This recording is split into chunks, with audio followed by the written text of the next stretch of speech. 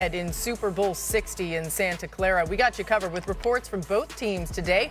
Mike Reese with the Patriots. Lindsey Thiry is in Seattle. Both quarterbacks a little banged up heading into the Super Bowl. Mike, we start with you. What's the latest on Drake May's shoulder and his health in general? Laura, Drake May did not practice today, according to head coach Mike Vrabel, due to illness. Vrabel saying that May was here at the facility and did take part in meetings. Now, this comes at the same time that May is managing a right shoulder injury that he sustained in the AFC Championship game. May was a limited participant in practice on Thursday. After that practice, he said he could 100%, if not 100%. By the time the Super Bowl arrived, he said he didn't think the shoulder would affect his ability to make the throws he needed to make in the game. Now, at the same time, I will tell you, I was at that practice Thursday, and it was a bit unusual to not see May or any of the quarterbacks throwing. We usually see the quarterbacks throwing. The Patriots have had 2 practices this week. They'll have 4 next week in California. All eyes will be on Drake May and how he throws the football. Now, for more on the Seahawks, let's go to Lindsey Thiry. Mike, ahead of his first practice for the Super Bowl, I caught up with quarterback Sam Darnold briefly in the locker room. Darnold's in good spirits and tells me physically he's feeling good. Though when I asked him how much he planned on throwing, he joked 1 or 2 times, not exactly revealing his practice plan. He officially was listed as a limited participant in the workout. I also caught up with running back Kenneth Walker, who tells me their approach to practices right now are similar to those of a bye week, with a lot of mental reps. I asked Walker how this offense is continuing to excel, despite Darnold being limited now for a few weeks. Walker tells me it's because Darnold is still getting those mental reps, that you don't always have to practice to improve, and that the mental work with the attention paid to details and their process is helping the entire offense. Laura? Thanks to Lindsey and Mike. Plenty of coverage continues in the lead up to Super Bowl 60. Let's talk about the Browns. New Browns head coach Todd Monken's arrived in Cleveland. A chat with Shedeur Sanders on his agenda. Take a listen. How we doing, man? Good. Yeah, we tried to draft last year. It's all worked out. Yeah. You remember that, right? Yeah, that's what I was about to tell you. Someday we'll get a chance to talk about that. All right, so Shedeur made the most of his starts of any Brown quarterback this season, but struggled with the accuracy issues more than Dylan Gabriel and Joe Flacco. 10 interceptions, just 8 combined from the others. However, Sanders went 3-4 as a starter, while Gabriel and Flacco went a combined 2-8. All right, Monken is going to have his work cut out for him, right, with Cleveland's current quarterback situation. Mina, is Monken the right man for the job when you think about all that he's going to have to handle? Yeah, I mean, look, truth is I don't know if he's going to be a good head coach and all that comes with it. But I can tell you 2 things. One, judging by the fit he wore in that video, this man is all about football. Yeah. And 2, he knows how to call a hell of an offense. I like to mention the offense, like I'm not one to talk with fashion, but I just I want to talk about the offense for a second because I know people point to his success in Baltimore and they'll say, well, he had Lamar Jackson, no doubt. Y'all know I'm as big a fan of Lamar and his impact on defenses as anyone.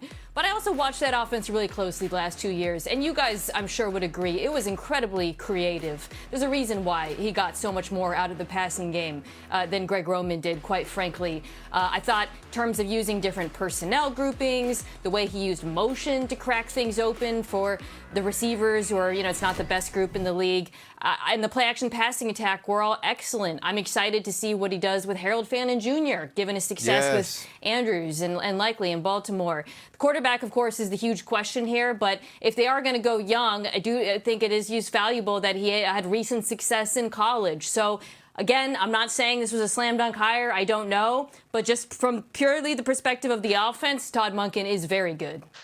Yeah, I agree with that. Listen, it's going to be tough whoever takes over in Cleveland. This isn't a great offensive roster, especially when you get into the wide receiver room. Harold Fanning Jr., though, to me is an absolute star. Yeah. This is a guy who came out of nowhere to be a big-time player last year. And my mind starts to wonder what happens or how healthy can Quinshon Judkins be when and if he comes back next year. And so what he needs to figure out is how you can add some more playmakers to this offensive side of the football because there is some young talent. We know one thing about him is he has creativity, he understands how to open up things in the play action, and he's coached at Georgia recently, and then obviously with Lamar Jackson and a run game that we saw in Baltimore that was able to not just utilize Derrick Henry, but we saw him with smaller running backs in the pass game and also in the run be able to create space.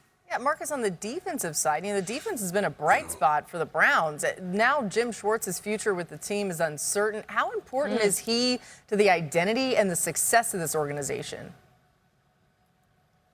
You speaking of Jim Schwartz importance? Boogie? Yes. Yeah, look, this one performance matters, right? It's been one of the better defenses. It's actually been the only sunshine in Cleveland for a long time. Have won games and kept them in games that they probably shouldn't have been in. I know Jim Schwartz's name was mentioned with potentially becoming the head coach as well. I think the relationship matters, right? And I know that this is probably going to be if he stays, it'll be, well, I could have been the head guy, but I think this is someone you would love to retain if possible, based on who he's worked with, how well they've done on that side of the unit. If they can't, they need to lean into a lot of, whoever the new defensive coordinator is, needs to lean into a lot of what they were already doing. There are obviously Myles Garrett is over there, the best defender in the NFL, but there's a lot of talent around Myles Garrett as well that we probably don't talk about enough because Myles Garrett just does so many phenomenal things on the field. But when you think about this Cleveland team, and that was my thing when Todd Monken got hired, is now it's head coaching. We know, look, Todd Monken can call plays offensively. Yeah. He has been very, very good at his job, even though I've had some problems with how he's called specific games. But overall, he's done a really good job.